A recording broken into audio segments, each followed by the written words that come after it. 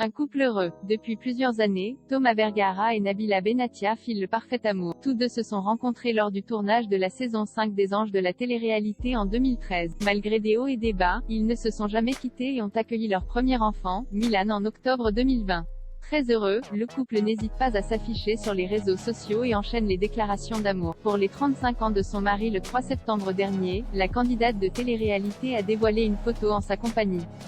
Sur celle-ci, elle porte une magnifique robe rouge assortie à son sac à main.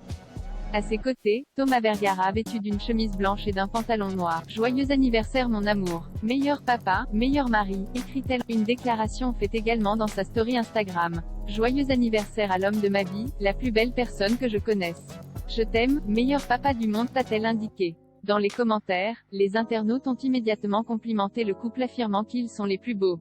Des petites attentions qui ont dû faire plaisir aux principaux concernés. Le 7 juillet dernier, Thomas Vergara et Nabila Benatia se sont dit oui au château de Chantilly. Une journée exceptionnelle qui a rapidement tourné au drame. En effet, le couple a été victime d'un cambriolage et les voleurs ont dérobé plus de 150 000 € de cadeaux et de biens. 2 mois plus tard, la jeune femme a souhaité revenir sur cet événement et elle n'a pas hésité à affirmer qu'avec son mari, ils ont pris une décision radicale.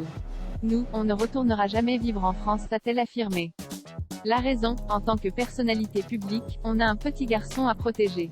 Mon fils passe avant tout le monde, c'est mon rôle de mère de le protéger, précise-t-elle ensuite. Ce cambriolage, Nabila Benatia a beaucoup de mal à l'oublier. Sur son compte Snapchat, elle explique « J'ai plein de personnes qui me demandent ce qu'il en est du cambriolage, je préfère vous répondre clairement, on veut oublier. » Toutefois, la candidate ne se remet pas du fait que des personnes soient venues nous voler chez nous, avec notre petit garçon qui dormait à côté, la porte ouverte, vu que c'était des chambres communicantes, se souvient-elle. Très marquée, elle précise qu'elle aurait préféré être dans la pièce plutôt que mon fils, a-t-elle conclu. Nabila Benatia et Thomas Vergara cambriolés, où en est l'enquête? Bien décidée à être transparente avec ses abonnés, Nabila Benatia a également évoqué l'avancée de l'enquête qui, selon elle, ne débouche sur rien. On laisse la police faire son travail, on respecte et on n'a pas à se mêler de leur boulot. Pour moi, la France reste un pays qui n'est pas sécurisé.